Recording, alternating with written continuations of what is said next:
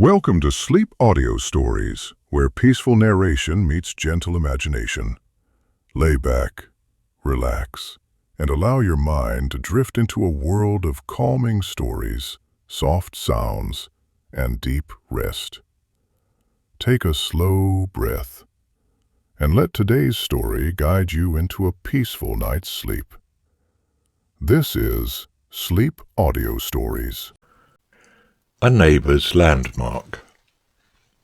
Those who spend the greater part of their time in reading or writing books are, of course, apt to take rather particular notice of accumulations of books when they come across them. They will not pass a stall, a shop, or even a bedroom shelf without reading some title, and if they find themselves in an unfamiliar library, no host need trouble himself further about their entertainment. The putting of dispersed sets of volumes together, or the turning right way up of those which the dusting housemaid has left in an apoplectic condition, appeals to them as one of the lesser works of mercy. Happy in these employments, and in occasionally opening an 18th century octavo to see what it is all about, and to conclude after 5 minutes that it deserves the seclusion it now enjoys, I had reached the middle of a wet August afternoon at Betton Court. "You begin in a deeply Victorian manner," I said. "Is this to continue?" "Remember, if you please," said my friend, looking at me over his spectacles, "that I am a Victorian by birth and education, and that the Victorian tree may not unreasonably be expected to bear Victorian fruit. Further, remember that an immense quantity of clever and thoughtful rubbish is now being written about the Victorian age. Now," he went on, laying his papers on his knee, "that article, The Stricken Years, in the Times Literary Supplement the other day. Able? Of course it is able, but oh, my soul and body, do just hand it over here, will you? It's on the table by you." "I thought you were to read me something you had written," I said without moving. "But, of course—" "Yes, I know," he said. "Very well then, I'll do that first, but I should like to show you afterwards what I mean. However—" and he lifted the sheets of paper and adjusted his spectacles. At Betton Court, where, generations back, 2 country house libraries had been fused together, and no descendant of either stock had ever faced the task of picking them over or getting rid of duplicates. Now, I am not setting out to tell of rarities I may have discovered, of Shakespeare quartos bound up in volumes of political tracts, or anything of that kind, but of an experience which befell me in the course of my search, an experience which I cannot either explain away or fit into the scheme of my ordinary life. It was, I said, a wet August afternoon, rather windy, rather warm. Outside the window great trees were stirring and weeping. Between them were stretches of green and yellow country, for the court stands high on a hillside, and blue hills far off veiled with rain. Up above was a very restless and hopeless movement of low clouds travelling northwest. I had suspended my work, if you call it work, for some minutes, to stand at the window and look at these things, and at the greenhouse roof on the right with the water sliding off it, and the church tower that rose behind that. It was all in favour of my going steadily on. No likelihood of a clearing up for hours to come. I therefore returned to the shelves, lifted out a set of 8 or 9 volumes lettered Tracts, and conveyed them to the table for closer examination. They were, for the most part, of the reign of Anne. There was a good deal of the late peace, the late war, the conduct of the Allies. There were also letters to a convocation man, sermons preached at St. Michael's Queenhithe. Inquiries into a late charge of the Right Reverend the Lord Bishop of Winchester, or, more probably, Winton, to his clergy. Things all very lively once, and indeed still keeping so much of their old sting that I was tempted to betake myself into an armchair in the window and give them more time than I had intended. Besides, I was somewhat tired by the day. The church clock struck 4, and it really was 4, for in 1889 there was no saving of daylight. So I settled myself, and first I glanced over some of the war pamphlets, and pleased myself by trying to pick out Swift by his style from among the undistinguished. But the war pamphlets needed more knowledge of the geography of the Low Countries than I had. I turned to the church and read several pages of what the Dean of Canterbury said to the Society for Promoting Christian Knowledge on the occasion of their anniversary meeting in 1711. When I turned over to a letter from a beneficed clergyman in the country to the Bishop of C.R., I was becoming languid, and I gazed for some moments at the following sentence without surprise. Quote, "This abuse, for I think myself justified in calling it by that name, is one which I am persuaded your lordship would, if 'twere known to you, exert your utmost efforts to do away. But I am also persuaded that you know no more of its existence than, in the words of the country song, that which walks in Betton Wood knows why it walks or why it cries." End quote. Then indeed I did sit up in my chair and run my finger along the lines to make sure that I had read them right. There was no mistake. Nothing more was to be gathered from the rest of the pamphlet.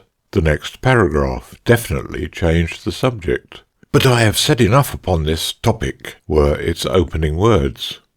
So discreet, too, was the namelessness of the beneficed clergyman that he refrained even from initials, and had his letter printed in London.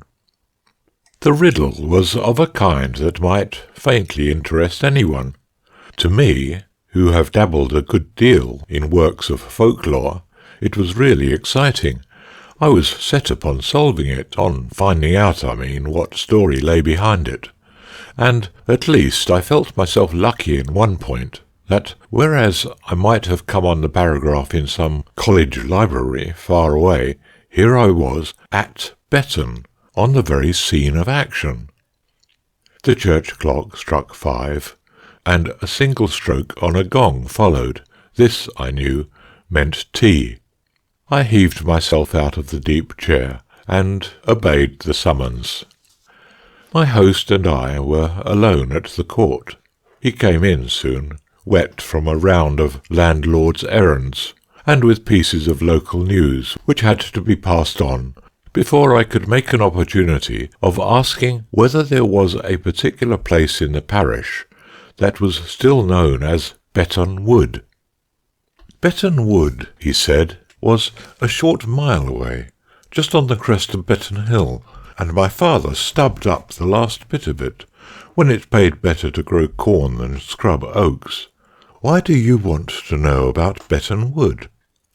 Because, I said, in an old pamphlet I was reading just now, there are 2 lines of a country song which mention it, and they sound as if there was a story belonging to them.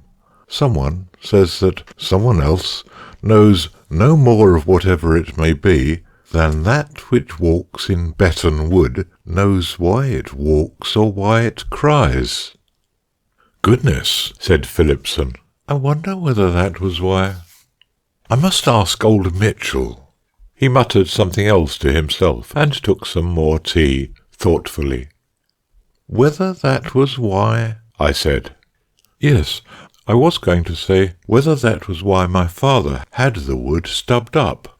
I said just now it was to get more ploughland, but I don't really know if it was. I don't believe he ever broke it up. It's rough pasture at this moment, but there's one old chap at least who'd remember something of it, old Mitchell. He looked at his watch. "Blessed if I don't go down there and ask him." "I don't think I'll take you," he went on. "He's not so likely to tell anything he thinks is odd if there's a stranger by." "Well, mind you remember every single thing he does tell. As for me, if it clears up, I shall go out, and if it doesn't, I shall go on with the books." It did clear up, sufficiently at least to make me think it worthwhile to walk up the nearest hill and look over the country. I did not know the lie of the land. It was the first visit I had paid to Phillipson, and this was the first day of it. So I went down the garden and through the wet shrubberies with a very open mind, and offered no resistance to the indistinct impulse. Was it, however, so very indistinct? Which kept urging me to bear to the left whenever there was a forking of the path. The result was that after 10 minutes or more of dark going between dripping rows of box and laurel and privet, I was confronted by a stone arch in the Gothic style, set in the stone wall which encircled the whole demesne. The door was fastened by a spring lock, and I took the precaution of leaving this on the jar as I passed out into the road. That road I crossed, and entered a narrow lane between hedges which led upward, and that lane I pursued at a leisurely pace for as much as half a mile, and went on to the field to which it led. I was now on a good point of vantage for taking in the situation of the court, the village, and the environment, and I leant upon a gate and gazed westward and downward. I think we must all know the landscapes. Are they by Burkitt Foster or someone earlier, which, in the form of woodcuts, decorate the volumes of poetry that lay on the drawing-room tables of our fathers and grandfathers, volumes in art cloth, embossed bindings? That strikes me as being the right phrase. I confess myself an admirer of them, and especially of those which show the peasant leaning over a gate in a hedge and surveying at the bottom of a downward slope the village church spire, embosomed amid venerable trees, and a fertile plain intersected by hedgerows and bounded by distant hills, behind which the orb of day is sinking, or it may be rising, amid level clouds illumined by his dying, or nascent, ray. The expressions employed here are those which seem appropriate to the pictures I have in mind, and were there opportunity, I would try to work in the vale, the grove, the cot, and the flood. Anyhow, they are beautiful to me, these landscapes, and it was just such a one that I was now surveying. It might have come straight out of Gems of Sacred Song, selected by a lady, and given as a birthday present to Eleanor Phillipson in 1852 by her attached friend Millicent Graves. All at once I turned as if I had been stung. There thrilled into my right ear and pierced my head a note of incredible sharpness, like the shriek of a bat only 10 times intensified. The kind of thing that makes one wonder if something has not given way in one's brain. I held my breath and covered my ear and shivered. Something in the circulation. Another minute or two, I thought, and I return home. But I must fix the view a little more firmly in my mind. Only when I turned to it again, the taste was gone out of it. The sun was down behind the hill, and the light was off the fields, and when the clock bell in the church tower struck 7, I thought no longer of kind, mellow evening hours of rest, and scents of flowers and woods on evening air, and of how someone on a farm a mile or two off would be saying, "How clear Betton Bell sounds tonight after the rain." But instead, images came to me of dusty beams and creeping spiders, and savage owls up in the tower, and forgotten graves, and their ugly contents below, and of flying time and all it had taken out of my life. And just then, into my left ear, close as if lips had been put within an inch of my head, the frightful scream came thrilling again. There was no mistake possible now. It was from outside. With no language but a cry, was the thought that flashed into my mind.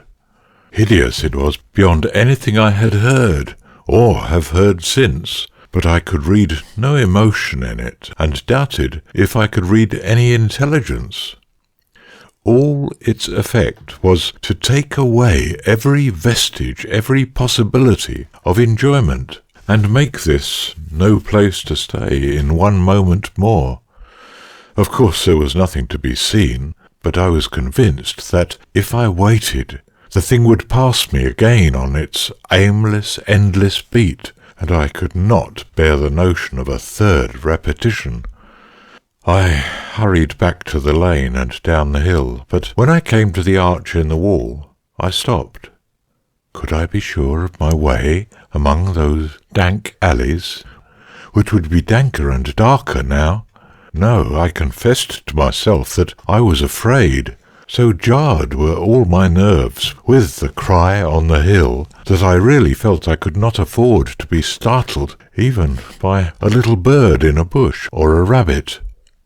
I followed the road which followed the wall, and I was not sorry when I came to the gate and the lodge and descried Philipson coming up towards it from the direction of the village.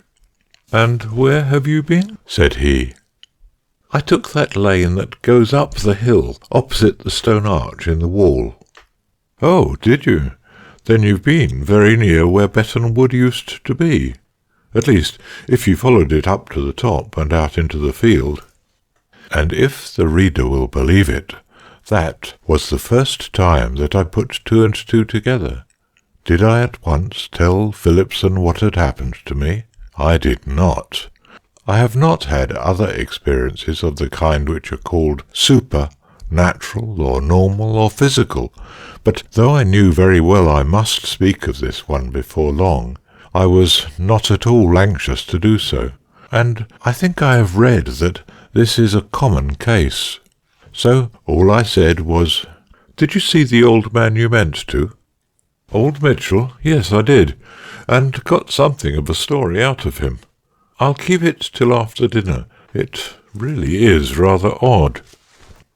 So when we were settled after dinner, he began to report, faithfully, as he said, the dialogue that had taken place. Mitchell, not far off 80 years old, was in his elbow-chair.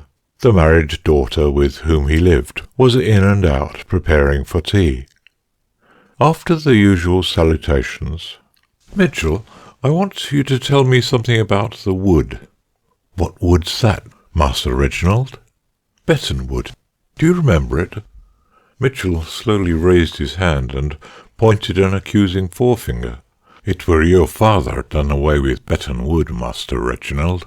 I can tell you that much." "Well, I know it was, Mitchell. You needn't look at me as if it were my fault." "Your fault? No, I says it were your father done it, before your time." "Yes, and I dare say if the truth was known, it was your father that advised him to do it, and I want to know why." Mitchell seemed a little amused.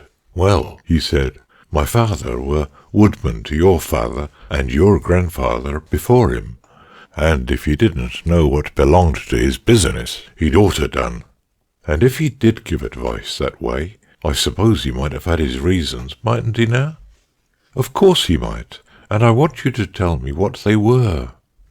"Well now, Master Reginald, whatever makes you think as I know what his reasons might have been, I don't know how many year ago." "Well, to be sure, it is a long time, and you might easily have forgotten, if ever you knew.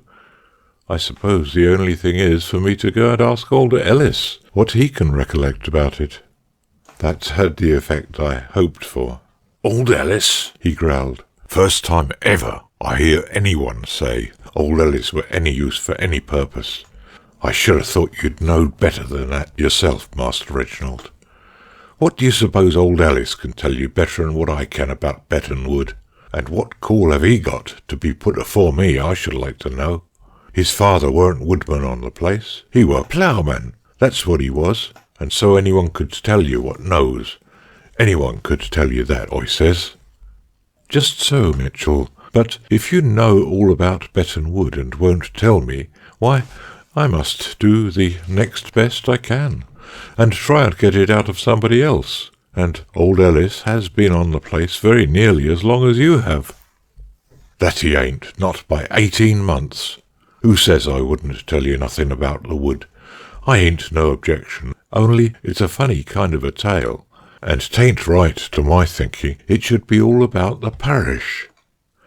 You, Lizzie, do you keep in your kitchen a bit? Me and Master Reginald wants to have a word or two private. But one thing I'd like to know, Master Reginald, what come to put you upon asking about it today? Oh, well, I happened to hear of an old saying about something that walks in Betton Wood, and I wondered if that had anything to do with its being cleared away, that's all. Well, you was in the right, Master Reginald, however you come to hear of it, and I believe I can tell you the rights of it better than anyone in this parish, let alone old Ellis.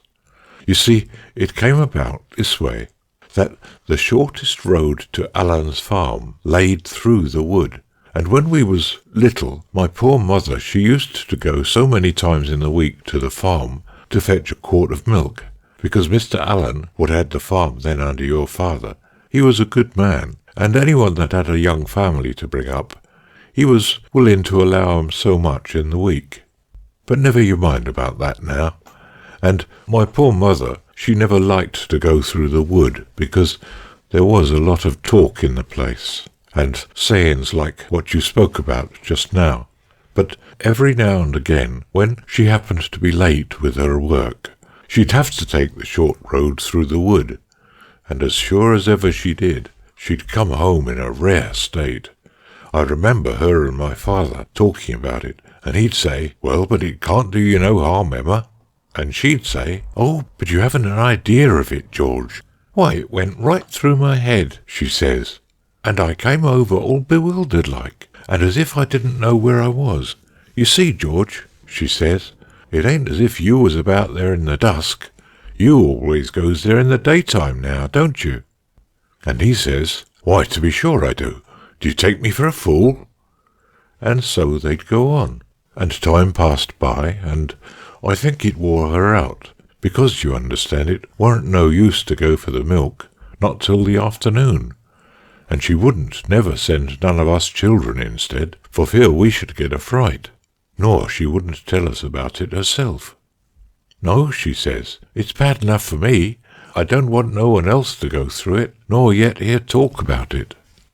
But one time, I recollect, she says, "Well, first it's a rustling like all along in the bushes, coming very quick, either towards me or after me, according to the time. And then there comes this scream, as appears to pierce right through from the one ear to the other. And the later I am coming through, the more like I am to hear it twice over. But thanks be, I never yet heard it 3 times. And then I asked her, and I said, "Why, that seems like someone walking to and fro all the time, don't it?" And she says, "Yes, it do, and whatever it is she wants, I can't think." And I says, "Is it a woman, mother?" And she says, "Yes, I've heard it is a woman." Anyway, the end of it was my father, he spoke to your father, and told him the wood was a bad wood. "There's never a bit of game in it, and there's never a bird's nest there," he says, "and it ain't no manner of use to you." And after a lot of talk, your father, he come and see my mother about it, and he see she weren't one of these silly women as gets nervish about nothing at all, and he made up his mind there was something in it. And after that he asked about in the neighbourhood, and I believe he made out something, and wrote it down in a paper, what very like you've got up at the court, Master Reginald. And then he gave the order, and the wood was stubbed up. They done all the work in the daytime, I recollect, and was never there after 3 o'clock. Didn't they find anything to explain it, Mitchell? No bones or anything of that kind? Nothing at all, Master Reginald, only the mark of a hedge and ditch along the middle, much about where the quickset hedge ran now, and with all the work they done, if there had been anyone put away there, they was bound to find 'em. But I don't know whether it done much good after all. People here don't seem to like the place no better than they did afore." "That's about what I got out of Mitchell," said Phillipson, "and as far as any explanation goes, it leaves us very much where we were. I must see if I can't find that paper." "Why didn't your father ever tell you about the business?" I said. "He died before I went to school, you know, and I imagine he didn't want to frighten us children by any such story. I can remember being shaken and slapped by my nurse for running up that lane towards the wood when we were coming back rather late one winter afternoon. But in the daytime no one interfered with our going into the wood if we wanted to, only we never did want." I said, and then, "Do you think you'll be able to find that paper that your father wrote?" "Yes," he said, "I do. I expect it's no further away than that cupboard behind you.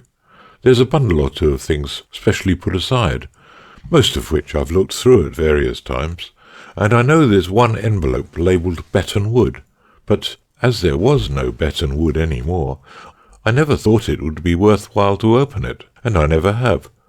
We'll do it now, though." "Before you do," I said. I was still reluctant, but I thought this was perhaps the moment for my disclosure. "I'd better tell you, I think Mitchell was right when he doubted if clearing away the wood had put things straight." And I gave the account you have heard already. I need not say Phillipson was interested. "Still there?" he said. "It's amazing. Look here, will you come out there with me now and see what happens?" "I will do no such thing," I said, "and if you knew the feeling, you'd be glad to walk 10 miles in the opposite direction. Don't talk of it. Open your envelope, and let's hear what your father made out." He did so, and read me the 3 or 4 pages of jottings which it contained. At the top was written a motto from Scott's Glenfinlas, which seemed to me well chosen. "Where walks, they say, the shrieking ghost." Then there were notes of his talk with Mitchell's mother, from which I extract only this much. "I asked her if she never thought she saw anything to account for the sounds she heard. She told me no more than once, on the darkest evening she ever came through the wood, and then she seemed forced to look behind her as the rustling came in the bushes, and she thought she saw something all in tatters, with the 2 arms held out in front of it, coming on very fast, and at that she ran for the stile and tore her gown all to flinders getting over it. Then he had gone to 2 other people whom he found very shy of talking. They seemed to think, among other things, that it reflected discredit on the parish. However, one, Mrs. Emma Frost, was prevailed upon to repeat what her mother had told her. "They say it was a lady of title that married twice over, and her first husband went by the name of Brown, or it might have been Brian." "Yes, there were Bryans at the court before it came into our family," Phillipson put in. "And she removed her neighbour's landmark. Leastways, she took in a fair piece of the best pasture in Betton parish, what belonged by rights to 2 children as hadn't no one to speak for them. And they say years after she went from bad to worse, and made out false papers to gain thousands of pounds up in London. And at last they was proved in law to be false, and she would have been tried and put to death very like, only she escaped away for the time. But no one can't avoid the curse that's laid on them that removes the landmark, and so we take it she can't leave Betton before someone take and put it right again." At the end of the paper there was a note to this effect: "I regret that I cannot find any clue to previous owners of the fields adjoining the wood. I do not hesitate to say that if I could discover their representatives, I should do my best to indemnify them for the wrong done to them in years now long past, for it is undeniable that the wood is very curiously disturbed in the manner described by the people of the place. In my present ignorance alike of the extent of the land wrongly appropriated and of the rightful owners, I am reduced to keeping a separate note of the profits derived from this part of the estate, and my custom has been to apply the sum that would represent the annual yield of about 5 acres to the common benefit of the parish and to charitable uses, and I hope that those who succeed me may see fit to continue this practice. So much for the elder Mr. Phillipson's paper. To those who, like myself, are readers of the State Trials, it will have gone far to illuminate the situation. They will remember how, between the years 1678 and 1684, the Lady Ivy, formerly Theodosia Bryan, was alternately plaintiff and defendant in a series of trials in which she was trying to establish a claim against the Dean and Chapter of St. Paul's for a considerable and very valuable tract of land in Shadwell. How, in the last of those trials, presided over by L.C.J. Jeffreys, it was proved up to the hilt that the deeds upon which she based her claim were forgeries executed under her orders, and how, after an information for perjury and forgery was issued against her, she disappeared completely, so completely indeed that no expert has ever been able to tell me what became of her. Does not the story I have told suggest that she may still be heard of on the scene of one of her earlier and more successful exploits?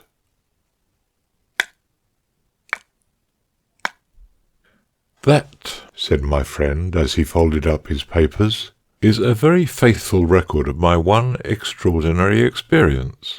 And now—" But I had so many questions to ask him, as, for instance, whether his friend had found the proper owner of the land, whether he had done anything about the hedge, whether the sounds were ever heard now, what was the exact title and date of his pamphlet, etc., etc., that bedtime came and passed without his having an opportunity to revert to the literary supplement of the Times.